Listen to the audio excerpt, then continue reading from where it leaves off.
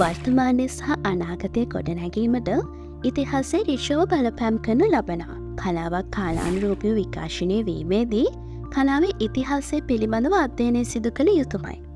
ඒ මගින් ඒ කලාවන් පිළිබඳව කරුණු රාශියක් අවධාරණය කර ගැනීමේ හැකියාව ලැබෙනවා වගේම වර්තමාන කලාවන්ගේ පැවැත්මට බලපෑම් කරනු ලබනවා. උසස් පෙළ චිත්‍ර විෂය හදාරන ඔයාලට වාස්තු විද්‍යා නිර්මාණ සහ කැටයම් කියන මේ පොත මගින් චිත්‍ර කලාව පිළිබඳ කරුණු රාශියක් අවධාරණය කර ගැනීමේ හැකියාව ලැබෙනවා.